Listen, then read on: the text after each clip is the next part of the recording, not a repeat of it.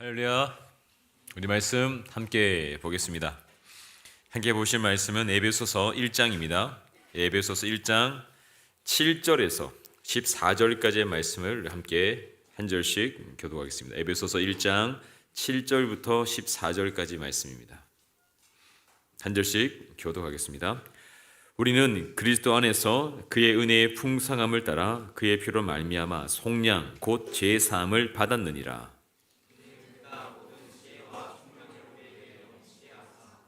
그 뜻의 비밀을 우리에게 알리시는 것이요 그의 기뻐하심을 따라 그리스도 안에서 때가 찬 경륜을 위하여 예정하신 것이니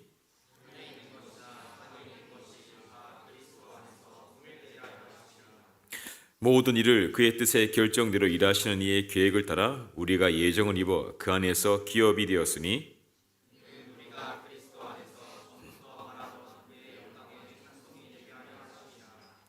그 안에서 너희도 진리의 말씀 곧 너희의 구원의 복음을 듣고 그 안에서 또한 믿어 약속의 성령으로 인치심을 받았으니 같이 보겠습니다. 이는 우리 기업의 보증이 되사 그 얻으신 것을 속량하시고 그의 영광을 찬송하게 하려 하심이라. 아멘. 기도하겠습니다. 하나님 감사합니다. 오늘 주를 사랑하는 믿음의 청년들이 모였습니다. 예배하는 자리에서 주의 음성을 듣게 하시고 주의 사랑을 깨달아 알게 하시며 내가 처해 있는 상황과 환경 가운데 낙심하는 것이 아니라 담대히 일어나 주를 향해 나아가게 하시고 주님이 예비하신 그 은혜를 받아 누리며 승리하는 하나님의 자녀들 되게 하여 주옵소서. 하나님, 세상 어지럽습니다. 어지러운 세상 가운데 믿음을 지키게 하시고 주를 바라보게 하시고 성령의 단비를 보여주셔서 정말 주님이 주시는 그 은혜와 사랑을 마음껏 누리며 마음껏 찬양하며 마음껏 열매 맺는 주님의 청년들 되게 하여 주옵소서. 그래 하실 주님을 찬양합니다. 걸어가신 예수님 이름으로 기도드립니다. 아멘. 할렐루야. 우리 옆에 분과 인사하겠습니다. 그리스도 안에 거하세요. 그리스도 안에 거하세요. 그리스도 안에 거하세요. 네. 그리스도 안에 거하는 게 왜 중요하냐면 우리는 그리스도 안에 거하느냐 거하지 않느냐에 따라서 우리의 삶이 엄청나게 바뀝니다. 주님 안에 거하는 성도는 삶이 달라요. 행동이 다르고 말이 다르고 표정이 다릅니다. 왜 그러냐면 주님 안에 거하기 때문입니다. 주님 안에 있다는 것은 다르게 말하면 엄마 품 안에 안겨 있는 것과 똑같습니다. 우리는 어린 아이가 엄마 품 안에 안겨 있으면 웃을 수 있습니다. 엄마 품 안에 있으면 엄마의 온기를 느끼게 되고 엄마가 주는 젖을 먹고 우유를 먹고 건강을 회복할 수 있죠. 그런데 엄마 품 안에서 떠나서 길바닥에 아이가 버려져 있다면 그 아이는 웃을 수 없습니다. 울 수밖에 없습니다. 고통스러울 수밖에 없습니다. 오늘 예비하는 청년들의 각 표정과 말을 보면 행동 보면 딱 차이가 납니다. 그리스도 안에 가는 청년은 표정이 밝아요. 기쁩니다. 감사가 있습니다. 찬양이 있습니다. 주님 안에 있기 때문입니다. 그러나 주님 안에 있지 않고 그리스도 밖에 있으면 그냥 얼굴과 표정이 차가워요. 화가 나 있습니다. 불평과 원망이 있습니다. 이유는 한 가지죠. 주님 밖에 있기 때문입니다. 우린 주님 안에 있을 때 주님이 나에게 주시는 모든 사랑과 은혜를 받아 누릴 수가 있습니다. 그러나 주님 밖에 있으면 주님의 사랑을 느낄 수도 없고 사랑을 받을 수도 없기 때문이죠. 그래서 신앙생활은 한 가지입니다. 그리스도 안에 거하기만 하면 나머지는 주님이 공급해 주십니다. 해결해 주십니다. 그러나 주님 밖에 있으면 내가 무슨 수를 쓰더라도 그의 삶은 힘들 수밖에 없는 것이죠. 그래서 신앙은 그리스도 안에 거하는 삶이 되어야 하는 것이죠. 그런데 모든 청년들은 모든 하나님의 백성들은 그리스도 안에 거하고 싶어 합니다. 그런데 잘 되지 않아요. 왜 그러냐면 방해하는 세력이기 때문입니다. 우리가 주님 안에 거하려고 하면 사단이 방해합니다. 우리의 마음과 생각을 어지럽히고 화가 나게 하고 기도하지 못하게 하고 말씀 읽지 못하게 하고 예배하지 못하게 합니다. 그러면서 세상으로 가서 먹고 즐기고 마시고 내 하고 싶은 대로 살도록 유혹하기 때문이죠. 목사님이 지금까지 목회를 하면서 성도들을 만나면서 성도들에게 요구하는 것은 많지 않습니다. 기도하세요. 말씀 보세요. 예배하세요. 라고 말하면 많은 성도님들이 네 목사님 감사합니다. 라고 대답하는 사람들은 거의 없습니다. 많은 분들이 기도하라고 말하면 싫어합니다. 성경 읽으라고 말하면 짜증냅니다. 목사님 제가 얼마나 바쁜지 아세요? 성경 볼 시간 없습니다. 기도할 시간 없어요. 내가 주일날 예배 나오는 것도 정말 힘겹게 나오는데 어떻게 성경이 뭡니까? 라고 도리어 화를 내는 분들도 있습니다. 또 어떤 분들에게 말씀 공부해야죠. 우리가 제자 훈련 받아야죠. 라고 말하면 10명 중에 9명 어떻게 합니까? 도망갑니다. 훈련 받기 싫대요. 시간이 없습니다. 왜 그렇습니까? 우리의 마음이 그리스도 안에 가지 않기 때문입니다. 많은 경우 말씀도 보지 않고 기도하지 않고 훈련받지 않으면 우리 삶은 점점점 힘들어질 수밖에 없는 것이죠. 많은 분들이 기도 응답을 받기를 원합니다. 하나님을 만나기 원합니다. 하나님의 사랑을 느끼기 원하고 축복을 받기 원하고 내 삶이 이전과는 다른 삶이 되기 원합니다. 매년 연초가 되면 기도 제목 적잖아요. 건강도 회복하고 취업도 하고 결혼도 하고 다른 거 많이 적습니다. 그런데 정작 적고 난 다음에 우리 삶에 변화가 없습니다.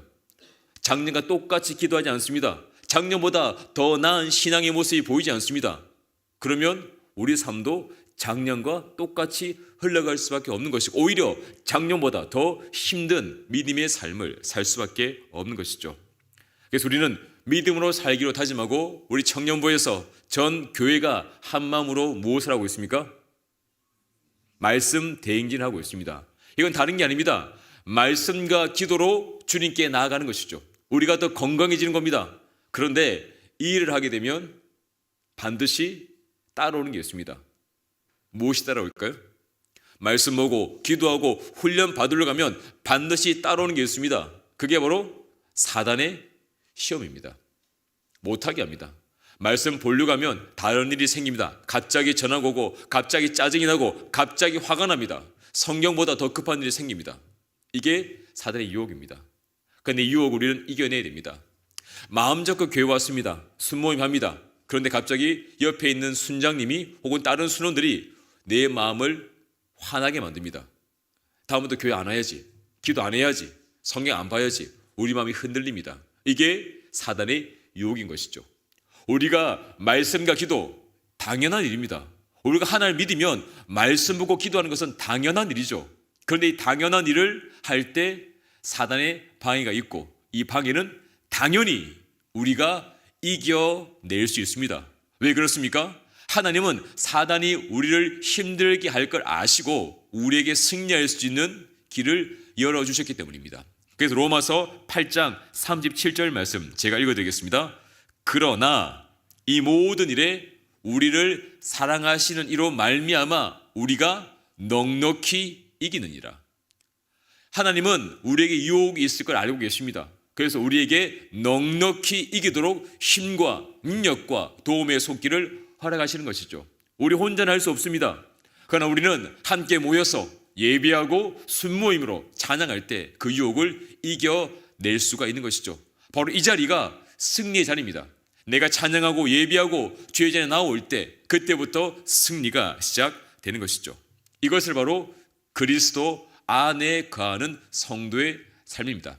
다르게 말하면 그리스도 안에 거하는 청년의 삶인 것이죠. 우리 청년들 쉽지 않습니다. 지금 취업이 어렵습니다. 목사님이 한 주 동안 신문을 보면서 청년에 관한 기사를 유심히 살펴보았는데요. 20세 이상 청년들 그냥 쉽니다. 취업이 안 된대요.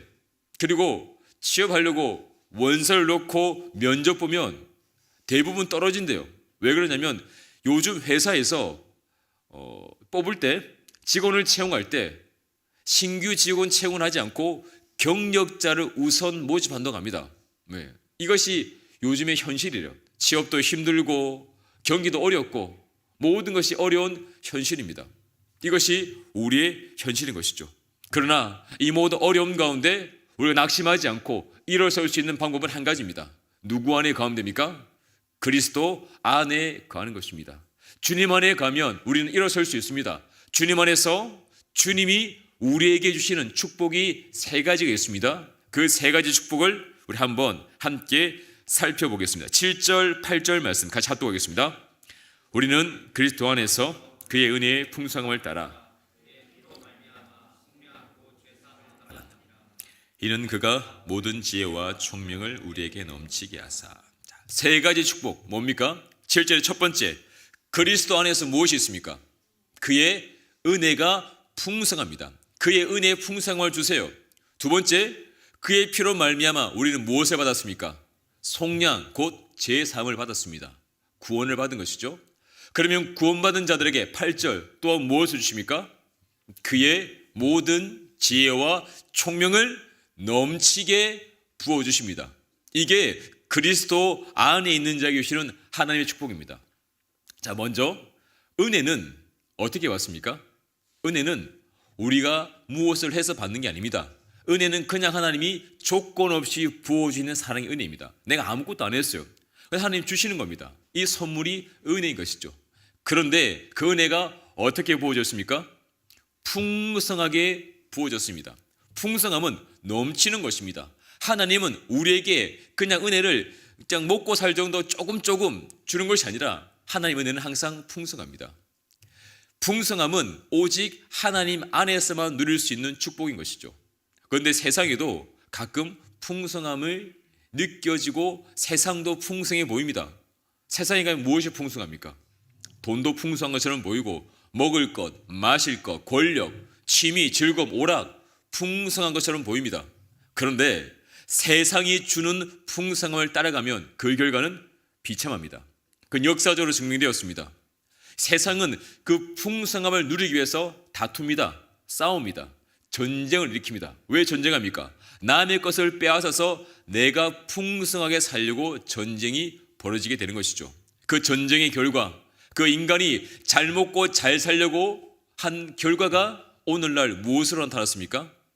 환경오염, 자연파괴, 기상이변, 황사, 미세먼지, 이게 모두가 인간의 욕심, 그 풍성함 때문에 나타난 결과입니다. 1947년도에 만들어진 시계가 있습니다. 이 시계를 만든 사람은 아인슈타인 박사입니다. 혼자 만든 게 아니라 자기 주변에 많은 박사들과 함께 만들었습니다. 그 시계의 이름은 둠스데이 클락, 인류 종말 시계입니다. 인류가 종말까지 얼마나 남았는지를 1947년에 만들었는데 올해 2025년 인류 종말까지 몇 초가 남았는지 학자들이 계산하니까 딱 89초 남았습니다. 물론 이것은 상징적인 숫자지만 핵무기로 인한 인류 종말의 위기와 환경 오염으로 인한 여러 가지 위기들을 같이 복합적으로 계산해서 나온 게 89초입니다. 이거는 과학자들이 만든 겁니다. 과학자들이. 기술이 얼마나 발전했습니까? 지금 화성을 탐사하고 얼마 전에 보니까 이 만원경을 스페이스 X인가요? 우주에 발사해가지고 이 3차원으로 이제 우주를 사진 찍는 그런 시대가 되었습니다. 그뿐만이 아니라 AI가 만들어졌고 이제는 로봇이 우리의 일을 대체할 정도로 발전을 이룬 시대가 오늘날의 시대입니다. 그런데 이렇게 기술은 발달하고 과학은 발전하는데 과학자들은 입을 모아 말합니다. 종말이 더 가까워지고 있다. 이것이 인류 문명의 권리가인 것이죠. 풍성함을 추구하는 인류의 마지막은 결국 멸망으로 점철될 수밖에 없기 때문입니다. 그래서 참된 지혜는 세상의 지혜가 아닙니다. 참된 지혜는 누구를 아는 것입니까? 하나님을 아는 것입니다. 서울대 가는 게 지혜가 아닙니다. 하버드대 가는 게 지혜가 아닙니다. 박사 받는 게 지혜가 아닙니다. 참된 지혜는 하나님을 아는 것입니다. 구원을 아는 것이고 천국과 지옥을 믿고 구원의 복음을 받아들인 것이 참된 지혜인 것이죠. 이것이 바로 하나님 주신 지혜와 총명입니다. 그리고 마지막 하나님 주시는 가장 귀한 축복은 무엇입니까? 구원이죠.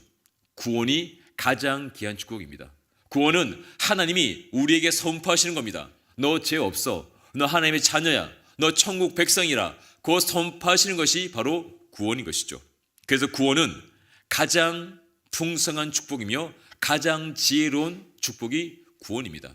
우리는 구원만 받으면 됩니다. 우리가 구원받은 하나님의 자녀임을 기억하기만 하면 나에게 아무 것이 없어도 우리는 기뻐할 수 있고 우리 일어설 수 있고 담대하게 꿈과 비전을 펼쳐 나갈 수가 있습니다.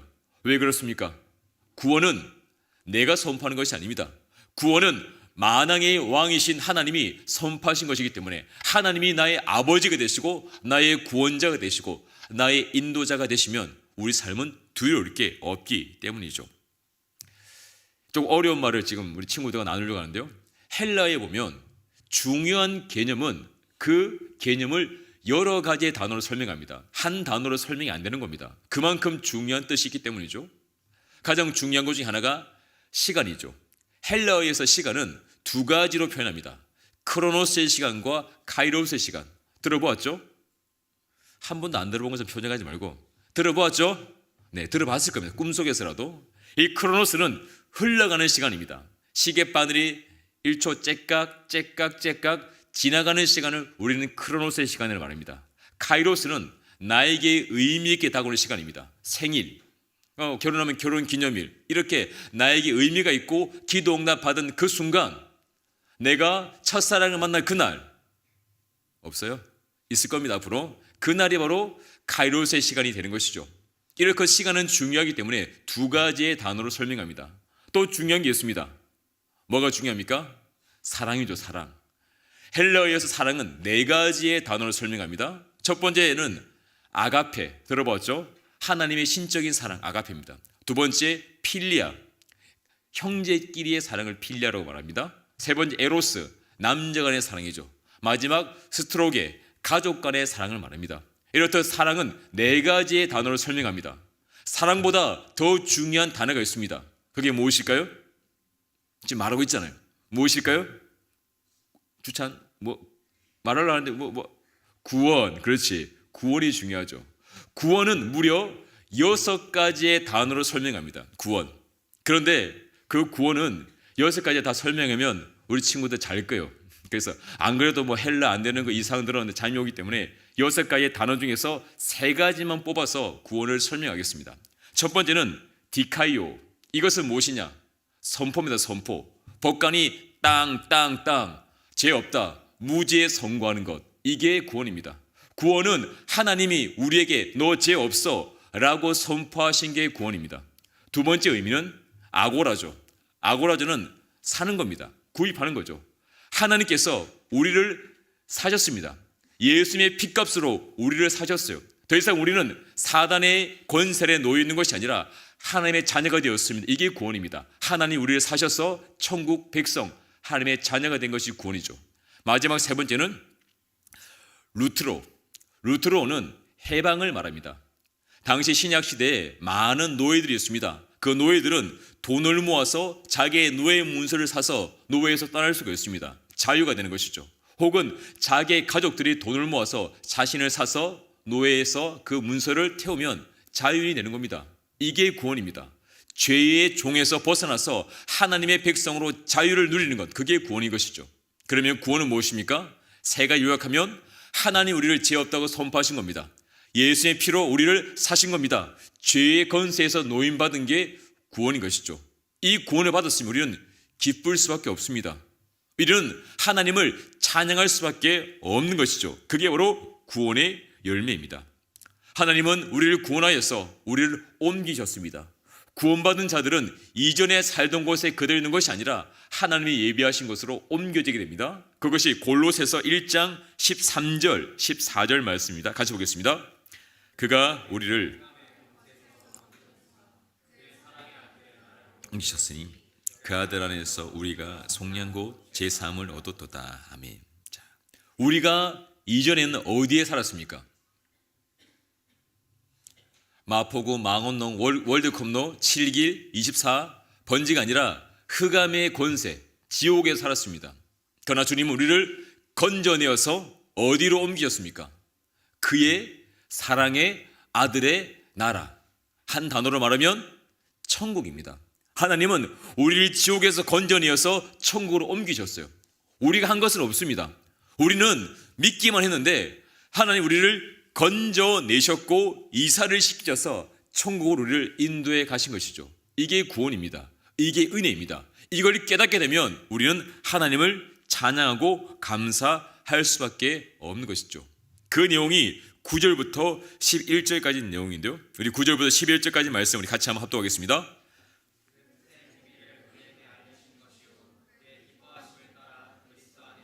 때가 찬 경륜을 위하여 예정하신 것이 하늘에 있는 것이나 그리스도 안에서 동일되게 하려 하십니다.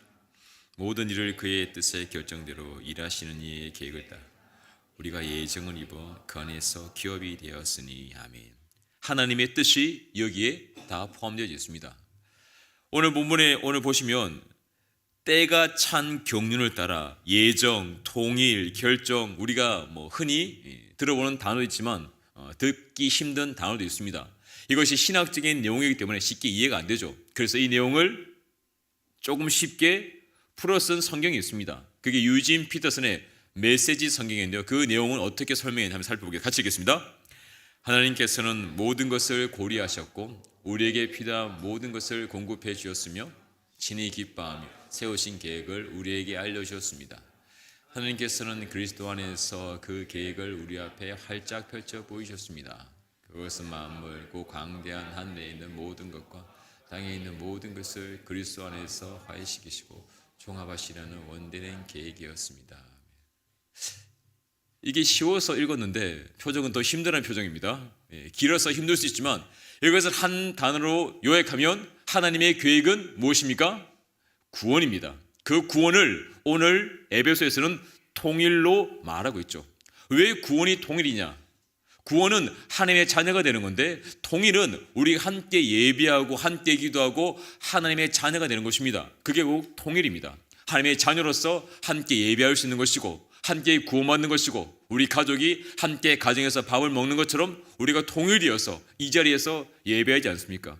우리 이 자리에 있는 사람들은 다 다릅니다. 키도 다르고 몸무게도 다르고 남녀, 노소 다 다릅니다. 그러나 예배할 수 있는 일은 무엇입니까? 주님 안에서 통일되었기 때문에 하나가 되었기 때문에 영적인 공동체가 되었기 때문에 예배 끝나고 또 무엇합니까? 순모임 하잖아요. 다르지만 순모임하면서 하나 되어 가는 것, 그게 바로 구원받은 자들의 삶의 모습인 것을 알 수가 있습니다. 두 번째, 통일로 끝나지 않습니다. 하나님은 구원받은 자들에게 기업이 되게 하십니다. 기업은 무엇이냐? 하나님의 자녀가 되는 것이 기업입니다. 하나님이 주신 축복의 다른 표현이 기업이 되는 것이죠. 우리가 하나님의 자녀가 되면 하나님이 예비하신 축복을 받아 누릴 수가 있습니다. 하나님의 축복은 하나님의 자녀에게만 주어지게 되기 때문이죠. 왕권은 왕의 아들 왕자에게 물려줍니다. 피가 같아야 됩니다. 아버지와 아들이 됩니다. 마찬가지로 우리가 하나님의 자녀 기업이 되면 하나님의 왕권과 그 축복이 바로 나의 삶과 나의 일생 가운데 하나님의 은혜가 흘러가게 되는 것이죠. 이것은 하나님의 은혜입니다. 당연한 것입니다. 자녀가 되면 당연히 아버지의 축복을 받아 누릴 수가 있는 것이죠. 그렇게 해서 우리는 하나님의 자녀, 곧 성도의 삶을 살 수가 있는 것입니다.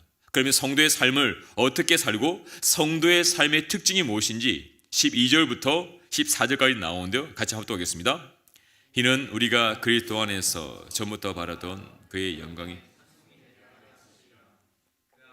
너희도 진리의 말씀 너희의 구원의 복음을 듣고 해서 또한 믿어 약속의 성령으로 인치심을 받았으니 이는 우리 기업의 보증이 되사 얻은 것을 속량하시고 그의 영광을 찬송하게 하려 하심이라. 12절에 우리가 그리스도 안에서 전에부터 바라던 영광의 찬송이 되게 하려 하심이라. 하나님은 우리를 예전부터 예정하셨고 택하였고 구원하여서 하나님의 자녀가 되게 하셨습니다. 그러면 하나님의 자녀가 된 성도의 삶 어떻게 되는지 오늘 본문에 네 가지 특징이 나옵니다. 13절을 보시면 성도는 무엇을 듣습니까? 진리의 말씀, 구원의 복음을 듣습니다. 왜 우리가 지금 이 자리에 앉아서 설교 시간 말씀을 듣고 있습니까? 하나님이 구원받은 백성이기 때문에 말씀을 듣는 것입니다. 이것이 구원의 복음입니다. 그런데 성도는 복음을 듣고 끝나는 것이 아니라 그 다음에 그 안에서 또한 어떻게 합니까? 믿습니다. 믿어집니다. 말씀이 믿어집니다. 왜? 하나님의 자녀는 말씀을 믿습니다. 하나님의 자녀가 아니면 말씀을 믿지 않습니다. 그리고 세 번째, 그 믿음 위에 누구를 선물로 받게 됩니까? 약속의 성령을 받게 되고 성령의 인치심을 받게 됩니다. 이는 도장인입니다. 도장을 딱 찍으면 내 것이라는 증거가 되는 것이죠. 당시 노예 시대에 노예에 보면은 인장, 도장이 있습니다. 주인의 도장을 찍는 것이죠. 옛날에는 소나 말에도 도장을 찍었습니다. 도망가면 그 도장 보고 찾을 수가 있습니다. 우리가 성령의 인치심을 받았다는 말은 성령님이 나의 주인이 되는 것이죠. 성령님이 나를 이끌어 가시는 겁니다. 다르게 말하면 이것을 성령 충만이라 말합니다. 성령 충만하게 되면 성령님이 나에게 힘을 주십니다. 하지만 성령 충만하지 않으면 내 힘으로 싸워야 되고 내 힘으로 기도해야 되고 내 힘으로 하려고 그러면 다 힘듭니다. 하지만 성령 충만하면 모든 삶을 성령님의 능력으로 살아갈 수가 있기 때문이죠. 다른 분은 성령 충만을 쉽게 이렇게 설명합니다. 성령 충만은 아빠카드 쓰는 거다. 아빠카드 쓰는 겁니다. 아빠카드 쓰시지만 내 체크카드는 돈이 얼마 없어요. 쓰다 보면 삑삑 안 됩니다. 하지만 아빠카드는 쓸 수 있어요. 성령의 능력은 무한하기 때문에 성령의 능력 우리는 모든 시험과 유혹을 담대히 이겨낼 수가 있는 것입니다. 성령은요, 우리에게 인을 치시고 그곳에서 끝나는 것이 아니라 우리의 보증이 되십니다. 보증은 뭐냐? 우리를 갖다가 책임진다는 말이죠. 우리 친구들 뉴스를 보는 친구도 있고 잘 안 볼 수도 있지만 요즘에 뉴스에 보면 홈플러스가 자주 나옵니다. 왜 자주 나오는지 아세요? 홈플러스가 흔들리고 있습니다. 이 기업이 흔들리고 있어요. 우리 가까이 있는 홈플러스 어떻게 할지 모르겠습니다. 위험합니다. 홈플러스가 예전엔 대기업이었습니다. 그래서 많은 사람들이 돈을 투자하고 믿었는데 이게 지금 흔들리고 있습니다. 망할 수 있다는 것이죠. 이것이 현실입니다. 현실은 기업이 흔들립니다. 무너집니다. 우리는 IMF를 통해서 국가도 부도가 날 수 있다는 사실을 경험했습니다. 국가도 무너집니다. 기업도 무너집니다. 그러나 누구는 무너지지 않습니까? 진태? 누구는 무너지지 않아요? 오랜만에 와서 이름 불러봐서 그래요. 하나님은 무너지지 않습니다. 하나님은 변하지 않습니다. 우리는 하나님을 의지함으로써 담대히 믿음의 삶을 살 수가 있는 것이죠. 하나님은 그 보증뿐만이 아니라 우리에게 세 가지를 보증해 주십니다. 첫 번째, 은혜의 풍성함입니다. 두 번째는 지혜와 총명을 허락하십니다. 마지막으로 구원의 증거가 되어주시는 분이 하나님이시죠. 이렇게 성령이 인을 치시고 우리에게 구원을 보증하시면 우리 입술에는 반드시 이 열매가 맺히게 됩니다. 그 열매가 무엇이냐? 찬양입니다. 성령 충만한 사람들, 성령의 보증을 경험한 사람들은 기뻐 찬양하게 됩니다. 그게 바로 성령의 열매이기 때문이죠. 성경에 보시면 찬송이라는 단어가 230번, 창세기부터 요한계시록까지 포함되어 있습니다. 송축이라는 단어는 47번 기록되어 있습니다. 성경은 무슨 책입니까? 하나님을 송축하는 책, 하나님의 능력과 기적을 찬양하는 것이 성경의 기록입니다. 출애굽기를 보시면 출애굽기에 가장 먼저 하나님을 찬양하는 기록이 출애굽기 15장 1절 2절에 나옵니다. 함께 같이 보겠습니다. 이때 모세와 이스라엘 자손이 이 노래로 여호와께 노래하니 일렀으되 내가 여호와를 찬송하리니 너희가 급한 자를 바다에 던지셨음이로다. 그 다음 보시면 썩지 않고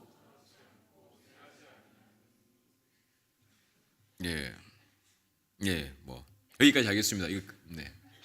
이거죠. 이게 같이 보겠습니다. 여호와는 나의 힘이요 노래시며 나의 구원이시로다. 그는 나의 하나님이시라. 내가 그를 찬송할 것이요 내 아버지 하나님이시니 내가 그를 높이리로다. 자, 이 내용을 누가 노래했습니까? 모세와 그의 백성들이 노래했습니다. 왜 노래했을까요? 하나님이 구원해 주셨으니까. 찬양은 구원받은 자들의 고백입니다. 방금 전까지 바로의 군대가 이스라엘 백성을 죽이기 위해서 칼 들고 찾아왔습니다. 뒤에 쫓아왔습니다. 하나님은 이스라엘 백성을 구원하기 위해 홍해를 가르쳤습니다. 이스라엘 백성은 홍해를 걸어서 건너갑니다. 그런데 바로의 군대가 따라서 들어옵니다. 바로 뒤에 자기를 추격합니다. 죽음의 위기 가운데 하나님은 이스라엘 백성이 건너간 이후에 홍해를 닫으셔서 바로의 군대를 다 물에 수장시키십니다. 살아났어요. 더 이상 자신을 위협하는 문제는 없습니다. 그때 비로소 터져 나오는 게 찬양입니다. 생명의 구원을 받고 영혼의 구원을 경험한 자들이 찬양할 수 있는 것이죠. 그렇다면 왜 우리는 찬양하지 않습니까? 왜 기쁨이 없습니까? 왜 감사가 없습니까? 하나님의 구원을 깨닫지 못하기 때문에. 하나님 오늘도 나를 구원하시고 나를 이끌어 가시고 나와 함께 동행하시는데 그 구원의 감격을 깨닫지 못하면 찬양을 할 수가 없는 것입니다. 찬양은 입술의 고백이 아니라 삶의 고백입니다. 나를 구원하신 하나님께 나의 온 마음과 정성을 다해서 올려드리는 찬양, 그게 바로 삶의 고백이 되는 것이죠. 말씀을 정리하겠습니다. 성도란 구원받은 자가의 삶을 성도로 합니다. 성도에게는 세 가지 축복이 있습니다. 첫 번째는 풍성함입니다. 이 풍성함은 세상이 줄 수가 없습니다. 그래서 하나님의 백성, 구원받은 자녀들은 세상이 우리를 불화합니다. 우리가 세상을 불화하지 않습니다. 날이 어둡고 지치고 캄캄해질수록, 시련과 고난이 닥칠수록 세상이 하나님의 백성들을 불화할 수밖에 없는 것이죠. 우리가 가진 이 구원은 죽음도 빼앗을 수 없습니다. 그 누구도 빼앗을 수 없는 영생이기에 세상은 아무리 자랑하고 아무리 많은 것을 가져도 이 세상에서 끝입니다. 죽으면 소용없습니다. 하지만 우리가 가진 영생은 죽음을 이깁니다. 이 풍성함은 세상이 줄 수가 없기 때문이죠. 두 번째는 우리에겐 하나님 주신 지혜가 있습니다. 이 지혜는 무엇입니까? 세상을 따라가지 않는 것입니다. 세상을 따라가면 지칩니다. 세상의 풍성함은 항상 문제가 있습니다. 그러니까 하나님 주신 풍성함과 지혜는 말씀을 따라가는 것이고, 말씀을 사랑하는 것이고, 말씀으로 승리하는 것입니다. 세 번째로 하나님 주신 총명함이 있습니다. 이 총명은 세상인을 구별하고 말씀을 나에게 적용하는 것이 총명입니다. 우리 말씀을 들었는데 이 말씀 가지고 다른 사람에게 적용하게 되면 비판하게 됩니다. 비난하게 됩니다. 그러나 말씀을 나에게 적용하게 되면 회개하게 됩니다. 그리고 감사의 삶을 살 수가 있는 것이죠. 이렇게 구원받은 자들은 가장 먼저 그의 시각이 바뀌게 됩니다. 보는 방식이 바뀌는 것이죠. 그러면 인생이 바뀌고 우리의 삶이 바뀌어질 수가 있습니다. 불평하는 사람, 불평거리만 보는 사람은 불평하는 삶을 살 수밖에 없습니다. 그러나 감사를 찾고 오늘도 무엇이 감사한지를 그 입술로 고백하는 사람은 감사의 삶을 살 수가 있는 것이죠. 목사님이 우리 성도님 중에 한 분한테 질문을 받았습니다. 아주 심각한 질문인데 목사님이 처음에 이 질문을 받고 답이 생각나지 않아서 잠깐 고민했지만 그 답에 하나님이 주신 지혜로 잘 답변할 수가 있었습니다. 어떤 질문이냐면, 목사님, 하나님은 왜 사람들이 새끼를 먹게 만들었습니까? 이 질문을 하시는 겁니다. 우리 교회에 나오시는 성도님입니다. 왜 인간은 새끼를 먹어야 됩니까? 한 끼만 먹으면 얼마나 좋습니까? 그분 어머니입니다. 아내입니다. 밥하기 힘들다는 말이죠. 이해가 됩니다. 오늘 밥 먹고 치우면 점심, 점심 먹고 치우면 저녁, 쉽지 않습니다. 이것이 우리의 고민이고 문제가 될 수 있죠. 한 끼 먹으면 얼마나 좋습니까? 시간 절약, 물질 절약, 공간 절약, 좋겠죠. 그러나 반대로 생각하면요, 하루에 세 끼를 먹는 것은 세 번의 기쁨을 누릴 수가 있습니다. 세 번의 행복을 누릴 수가 있는 것이죠. 세 번이나 사랑하는 가족과 내가 좋아하는 사람과 식탁의 교제를 나눌 수가 있습니다. 그리고 세 번이나 쉴 수가 있습니다. 밥 먹을 때는 쉬잖아요. 만약에 한 끼만 먹으면 한 끼 먹고 하루 종일 일해야 될 수 있습니다. 우리 식사하면서 쉬면서 교제하면서 회복을 누릴 수가 있기 때문이죠. 때로는 내가 힘들고 내가 어렵고 나를 괴롭게 하는 그 일이 나를 위한 하나님의 계획일 수가 있다는 것입니다. 이것이 바로 믿음의 시선의 차이가 되는 것이죠. 목사님이 함께 교제하고 자라는 목사님이 과일을 먹을 때 항상 이렇게 하세요. 하루는 그 귤을 딱 까더니만 귤 안에 있는 그 알갱이 있잖아요. 알갱이를 보더니만 감탄하는 겁니다. 이야, 어떻게 하나님이 이 알갱이를 이렇게 하나씩 개별 포장해가지고 이 안에 잡아 놓으셨는가. 그 영롱한 빛깔, 색깔 보면서 항상 감탄하면서 먹는 겁니다. 거기까지는 참아줄만 했습니다. 네, 그 다음에 딸기를 찝으시더만, 우와, 하나님 딸기에 이 깨를 갖다 이렇게 많이 박아 놓으셨네, 나를 위해서. 세시는 거예요. 하나 둘 셋 깨를 세면서 이분이 왕자뼈인가 싶은 생각이 들었지만 그렇게 과일을 먹을 때 감탄하십니다. 밥 먹을 때도 마찬가지입니다. 우리 쌀을 먹을 때 하나님이 농부를 통해서 씨알을 뿌리시고 해와 달과 별빛과 비를 통해서 이 자라게 하시고 주수하여서 이게 식탁에 올라오면 그 밥알 하나하나가 감사한 것이죠. 그러나 아무 느낌 없으면 그냥 생각 없이 먹는 겁니다. 기쁘지 않고 즐거움도 없는 겁니다. 모르는 것이죠. 이 밥알 하나가 우리가 사는 이 시간 1분 1초가 하나님의 소물임을 깨닫게 되면 우리는 그때 비로소 구원의 감격에 감탄하여서 찬양하는 삶을 살 수가 있는 것입니다. 이게 바로 믿음의 삶입니다. 이게 바로 그리스도 안에 거하는 삶입니다. 그리스도 안에 가면 우리가 보는 게 달라집니다. 말이 달라집니다. 행동이 달라집니다. 그럼 기쁨이 넘쳐납니다. 그러나 그리스도 안에 가지 않으면 모든 게 불평이고 모든 게 원망이고 모든 게 실수와 실패가 될 수밖에 없는 것이죠. 우리는 이 말씀 대행기를 통해서 한 가지를 알기 원합니다. 그건 무엇입니까? 하나님의 사랑과 하나님의 계획, 그리스도 안에 거하는 삶을 사는 것입니다. 왜 말씀을 읽습니까? 왜 기도합니까? 말씀과 기도를 통해서 그리스도 안에 거하는 삶을 살 수 있기 때문입니다. 그 두 가지가 아니면 주님께 갈 수도 없고 주님을 알 수도 없습니다. 우리가 말씀을 통해서 주를 알게 되고 기도를 통해서 주님과 교제하게 되면 우리 삶 가운데 하나님의 은혜가 임하게 되고 하나님의 음성을 듣게 되고 하나님을 나의 입술로 고백하고 간증할 수가 있는 것입니다. 그렇게 되면 말씀 대행진이 바뀝니다. 어떻게 바뀌느냐? 찬양 대행진으로. 찬양하다 보면 또 바뀝니다. 행복 대행진으로. 말씀은 우리가 주를 찬양하기 위한 것이고 찬양하면서 우리가 행복한 삶을 사는 것, 그 시작이 말씀과 기도이기 때문입니다. 그게 바로 그리스도 안에 거하는 구원받은 성도의 삶이기 때문이죠. 이렇게 주를 알고 만나게 되면 우리는 베드로전서 1장 3절 4절을 믿음으로 고백할 수 있겠습니다. 같이 읽겠습니다. 우리 주 예수 그리스도의 아버지 하나님을 찬송하리로다. 부활하게 하심으로 우리를 거듭나게 하사 한 소망이 있게 하시며 썩지 않고 더럽지 않고 새하지 아니하는 유업을 있게 하시나니 곧 너희를 위하여 하늘에 간직하신 것이라. 아멘. 이게 우리의 찬양의 이유입니다. 우리에게 무엇이 있습니까? 썩지 않고 더럽지 않고 새하지 않은 소망이 있기 때문에 찬양하는 것이죠. 이것은 누구도 빼앗아갈 수 없습니다. 무엇과도 바꿀 수 없습니다. 이게 바로 산 소망입니다. 이것이 바로 우리의 찬양의 이유가 되는 것이죠. 이 소망이 누구에게 있습니까? 나에게 있습니다.